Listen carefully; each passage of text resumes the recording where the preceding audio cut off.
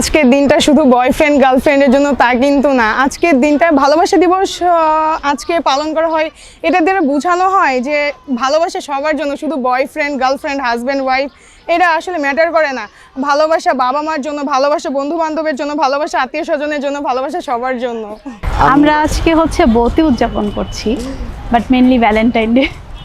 যাক, আমাদের ফুলটা হচ্ছে আপনার পয়লা ফাল্গুন রিপ্রেজেন্ট করতেছে। আমি আশা করব সবাই যারা কাপল না বা সিঙ্গেল তারা তাদের ফ্রেন্ড সার্কেল বন্ধুবান্ধব কলিগ বান্ধবীদের সাথে কাটানো উচিত, বাসা বসে না থেকে। বাসায় বসে থাকলে আর কি বোরিং লাগে, মন খারাপ হয়, ডিপ্রেশনে থাকে। সবাই বাইরে ঘুরতে গেলে আসলে মন ফ্রেশ থাকে, মেন্টালিটি ভালো থাকে। এই ভালোবাসার মানে এটা সবার জন্য আর সবসময়ই থাকে, কিন্তু আজকের দিনটা অবশ্যই একটু স্পেশাল।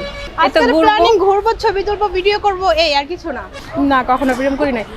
আমার বোনের মতো বোন থাকলে বয়ফ্রেন্ডের কোনো প্রয়োজনই নেই। এই যে যেমন একটা ভালোবাসার দিবস, আমি আমার বোনের সাথে বের হয়ে গেছি, আমার বয়ফ্রেন্ডের কিসের প্রয়োজন তাহলে এখানে? আসলে ভালোবাসার দিবসটা কোনো স্পেসিফিক ক্যাটাগরিতে যেতে পারে না, কারণ না জামাই বউ বলেন বা হচ্ছে বন্ধু বান্ধব, তারপরে হচ্ছে গার্লফ্রেন্ড বয়ফ্রেন্ড বাবা মা ভাই বোন সব কিছুর ভিতরে তো ভালোবাসা আছে। এই জন্য স্পেসিফিক কোনো ক্যাটাগরি নেই, এটার সবার জন্যই উন্মুক্ত।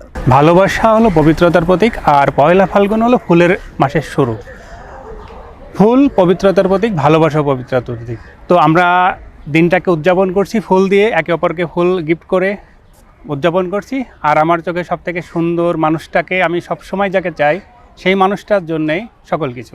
দুইটা দুই রকম ভালো লাগে। এই যে যেমন আজকে দুপুরবেলা ফাল্গুন উৎসব পালন করতেছি, রাতে ভ্যালেন্টাইন্স ডে ডিনার করবো, প্ল্যান। ভালোবাসা আমার কাছে হচ্ছে বিশ্বাস, তারপরে হচ্ছে দুজনের প্রতি মানে এমন একটা মানুষ পাওয়া যাকে আমি মানে এক হিসেবেই ভরসা করতে পারবো, ঠিক আছে, কোনো দ্বিধা ছাড়াই, ঠিক আছে। আর অবশ্যই সম্মান তো থাকতেই হবে।